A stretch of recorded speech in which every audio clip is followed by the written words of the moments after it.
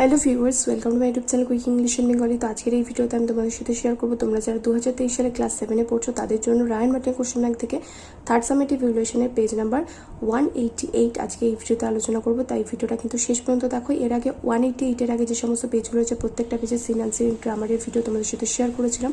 তোমরা যদি আগে ভিডিও মিস করে গিয়ে থাকো, এই ভিডিও ডিসক্রিপশন বক্সে প্লেলিস্ট লিঙ্ক পেয়ে যাবে, অবশ্যই করে কিন্তু চেক করে নিও।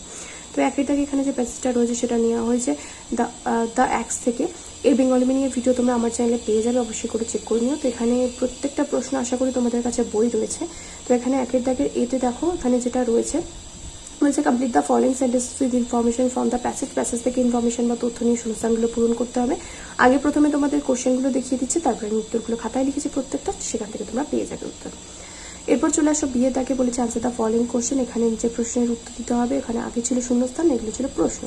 তারপরে দুয়ে তাকে এখানে একটা পোয়েম রয়েছে, এটা নেওয়া হয়েছে কোথা থেকে, এটা নেওয়া হয়েছে দ্য ইকোয়িং গ্রিন থেকে। এই বেঙ্গলি মিনিংয়ের ভিডিও তোমরা আমার চ্যানেলে পেয়ে যাবে। ইকোয়িং গ্রিনটা পড়ার পর এখানে 3টে প্রশ্ন রয়েছে, 3টে প্রশ্নের উত্তর দিতে হবে। তারপরে এখানে রয়েছে একটা আনসিন প্যাসেজ, 3 দাগে এই আনসিন প্যাসেজটা পড়তে হবে এবং যে প্রশ্নগুলো উত্তর দিতে হবে। দেখো প্রথমে 3 দাগের এতে রয়েছে ট্রু ফলস, বিয়ের দাগে রয়েছে টিক মার্ক এবং সি এর দাগে রয়েছে দুটো প্রশ্ন। এবং তারপরে গ্রামার অ্যান্ড ভোকাবুলারিতে 4 দাগে বলেছে আর্টিকেল অ্যান্ড প্রিপোজিশন দিয়ে শূন্যস্থান পূরণ করতে। 5 দাগে রয়েছে ভার্ব দিয়ে শূন্যস্থান পূরণ, ভার্বের সঠিক ফর্ম দিয়ে শূন্যস্থান পূরণ। 6 দাগে রয়েছে ডু অ্যাজ ডাইরেক্টেড, আর 7 দাগে রয়েছে ভোকাবুলারি। তো এবার প্রত্যেকটা প্রশ্নের উত্তর আমি এবার তোমাদের দেখিয়ে দিচ্ছি। একের দাগে এর প্রথমটা রয়েছে the fact that the sons were no good was proved when the master died. ছেলেরা যে সত্যিই ভালো নয় সেটা কখন প্রমাণ হলো, যখন মালিক মারা গেল।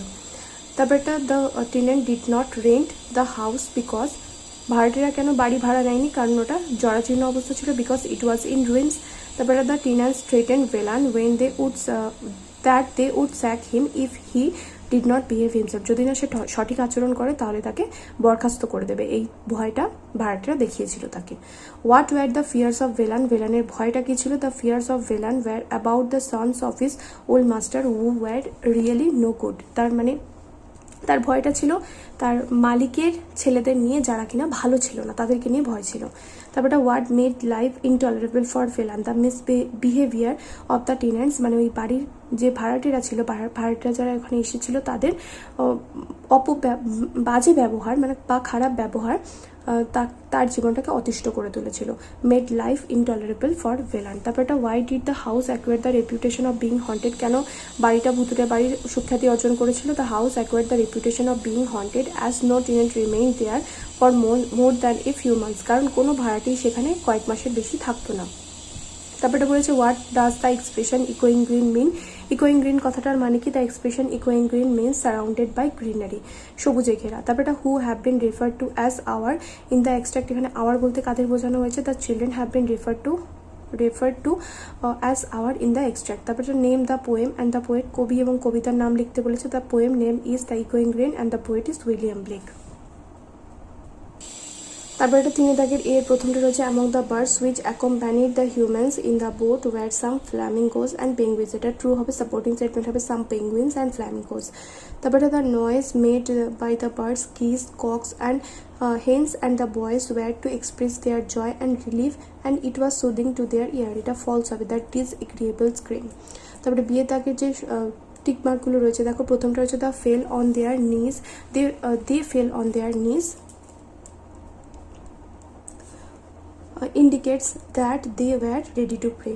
তারপরে the supreme being refers to the God Almighty, তারপরে the feeling that finally overwhelmed the human being was of calm resignation to his kindness. তারপরে একটা প্রশ্ন রাখো, সিয়ে থাকে প্রথম প্রশ্ন হচ্ছে what did the dogs do when the people reached the shore?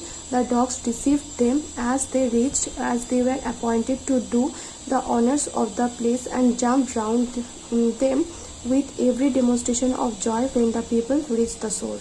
তারপরে why do you think the narrator and his fellow men thanked the supreme being?